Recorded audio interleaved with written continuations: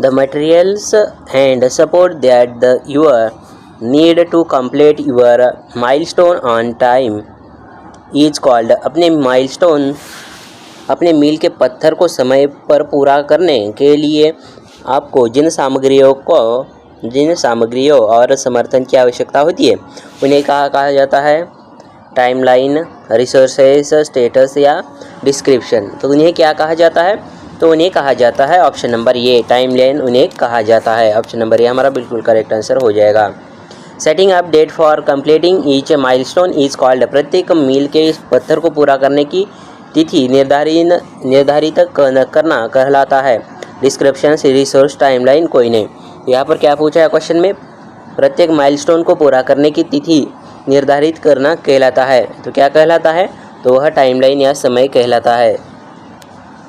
We need to have when market trend change और when you current job no longer exist. जब आप बाजार का रुझान बदलता है, जब हमारी वर्तमान नौकरी मौजूद नहीं रहती, तो हमें होने की आवश्यकता है प्रगति के मार्ग, मॉडल, वैकल्पिक करियर या भुगतान। तो हमें क्या होने की आवश्यकता है यहाँ पर? तो हमें यहाँ पर जो है अल्टरनेटिव करियर्स यानी वैकल्पिक करियर का यहाँ पर आवश्यकता होती है।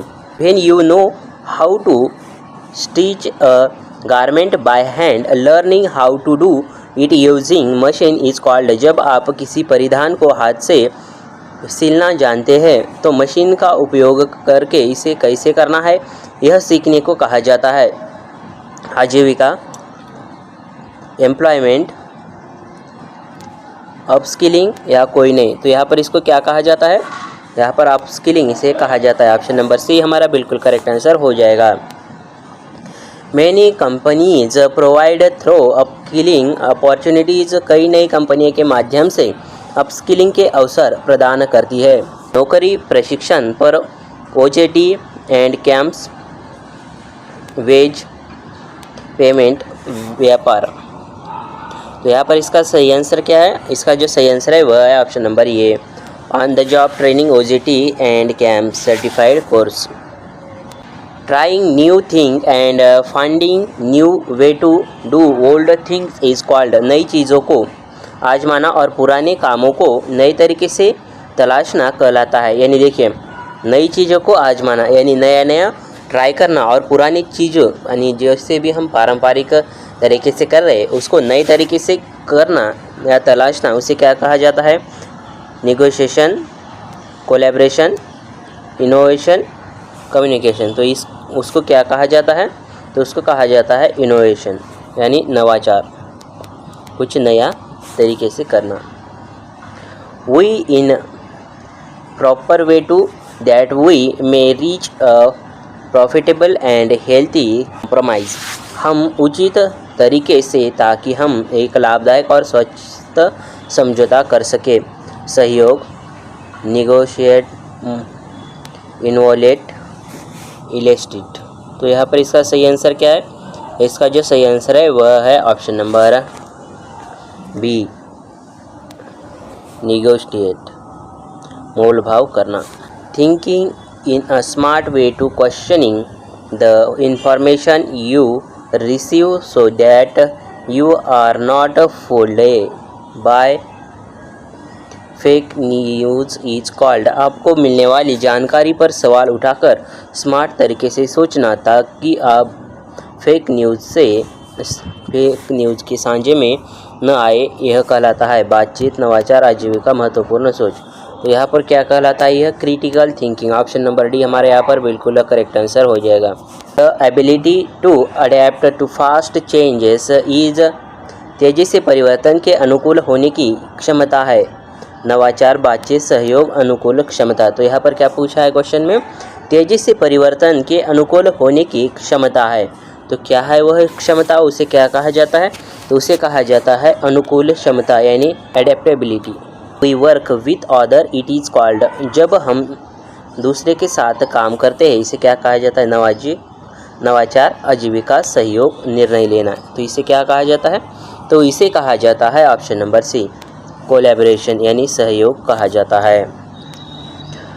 New technologies have changed the way we work hence active of one's learning important to work in an minor is. नए तकनीकों को हमारे काम करने के तरीक़ों को बदल दिया जाता है, इसलिए किसी के लिए भी महत्वपूर्ण सीखना ढंग से काम करने के लिए। तो क्या क्या आएगा इस रिक्त स्थानों में?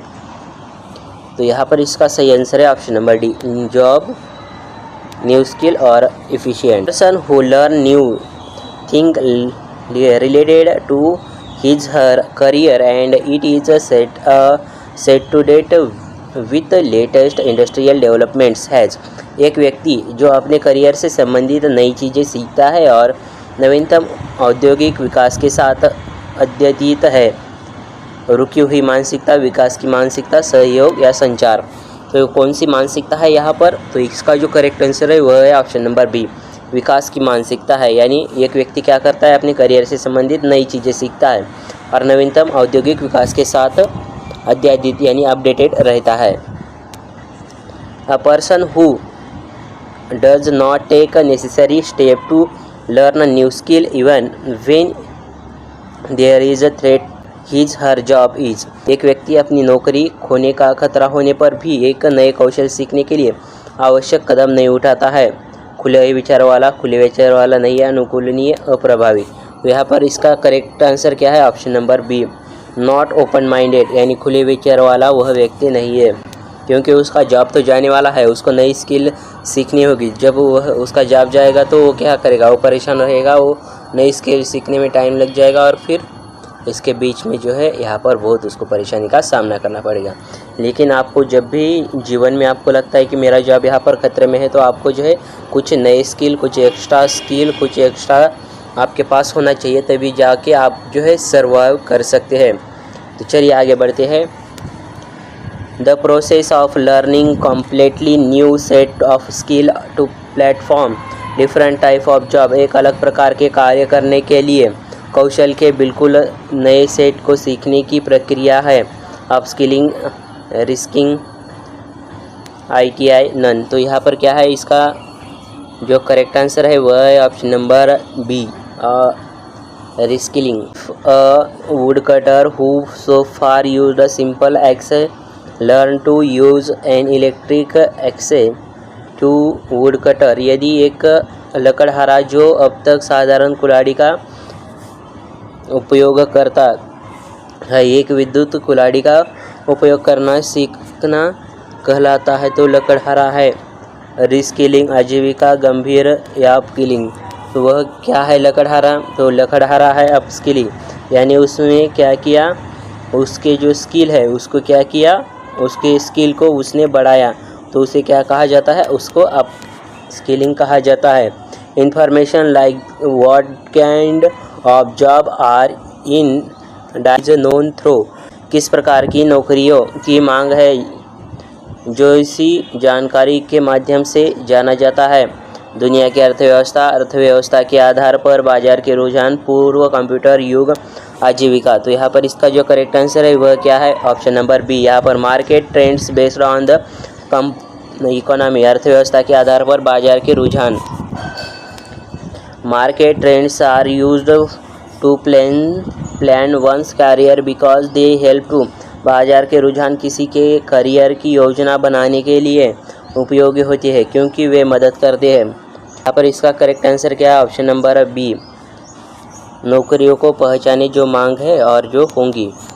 करियर पाथवे मीन्स, करियर मार्ग का अर्थ क्या है? संभावित नियोक्ता, करियर के भीतर नौकरियों के छोटे समूह, दिलचस्प बाजार, जिम्मेदारी बाजार। तो यहाँ पर जो इसका करेक्ट आंसर है वह है option number B, small groups of job within a career, career के भीतर नौकरियों के छोटे समूह। यहाँ पर हमारा ऑप्शन नंबर बी बिल्कुल करेक्ट आंसर हो जाएगा। The natural ability of a person to do something and how quickly he she can learn something is called. किसी व्यक्ति की कुछ करने की स्वाभाविक क्षमता और वह कितनी जल्दी कुछ सीखता है वह कहलाता है अपस्किलिंग, रिस्किलिंग, करियर पाथ या कौशल यानी एप्टीट्यूड। तो यहाँ पर इसका जो करेक्ट आंसर है वह क्या है? ऑप्शन नंबर डी, एप्टीट्यूड यानी कौशल उसे कहा जाता है। ऑप्शन नंबर डी हमारे यहाँ पर बिल्कुल करेक्ट आंसर हो जाएगा। A series of number is given. You need to fill number the blank by understanding the pattern of the series. Fill the number in the place of question mark. 47, 48, 51, 60 and 87 संख्याओं की एक श्रृंखला दी गई है। श्रृंखला के पैटर्न को समझ के रिक्त स्थानों की एक संख्या भरनी है। प्रश्नवाचक चिन्ह के स्थान पर, यानी यहाँ पर 87 के बाद कौन सा यहाँ पर नंबर आएगा। 3 गुना करे तो 3 आएगा, 3 से 3 गुना करेगा तो 9 आएगा, 9 से 3 गुना करेगा तो कितना आएगा, 27 आएगा। और 27 को 3 गुना कीजिए, आपका आंसर आ जाएगा, कितना आएगा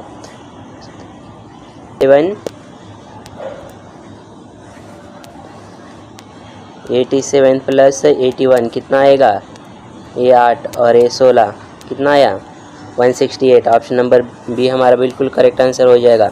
तो दोस्तों, अगर आपने अभी तक इस वीडियो को लाइक नहीं किया तो एक लाइक और चैनल को सब्सक्राइब ज़रूर कीजिए। तो चलिए मिलते हैं नेक्स्ट वीडियो में, तब तक के लिए जय हिंद जय भारत।